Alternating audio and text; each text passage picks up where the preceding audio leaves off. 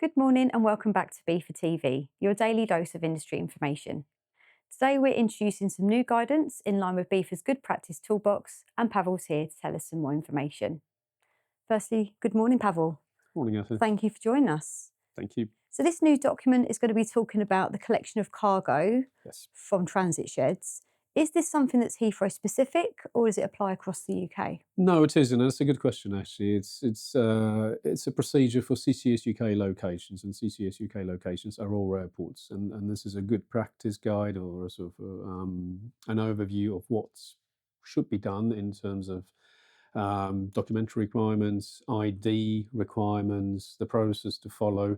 Um, That's something that we've been doing for a long time in many ways. We've just basically put it in one document to make it easier for members to train the staff, for example, or to just basically have a point of reference in this respect. So that's what this document is about. Sure. So are there any key changes we should be aware of, or is it a case of just bringing the information together in one piece? It's mostly about bringing or putting the information in one document. We've made references to the AIS, Advanced Information System. That's something that a lot of CCS UK users already do anyway. And we obviously promote the use of AIS because it's a modern tool. It helps speed up the process, make the process more efficient at airport locations, at transit shed locations, when you collect import cargo, for example. This document specifically sort of covers imports. So that's probably the only addition, but there's no real changes as such. So that's why it just goes into a good practice toolbox, something that you can, like I'm saying, refer to, use for staff training. So Great. that's the purpose. That's the general purpose Yeah, of this great. document. Fantastic, Pavel. So where can members find this guidance? In our good practice toolbox, and it will sit alongside many other documents, and we promote these documents. They're very useful tools.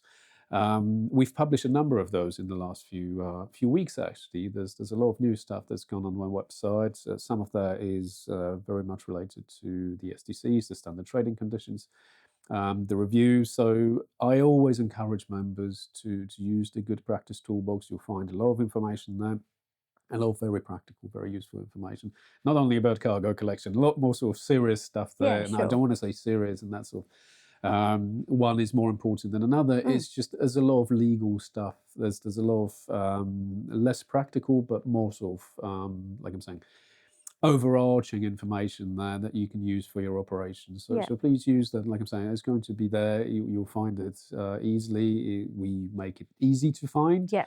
And hopefully, if you've got any questions, obviously, please let us know if there's anything that you found that you think it should be added.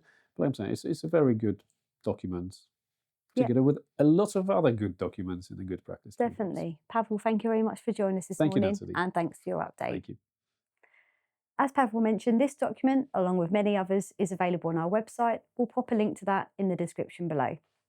That's all for today's episode of BIFA TV, your daily dose of industry information.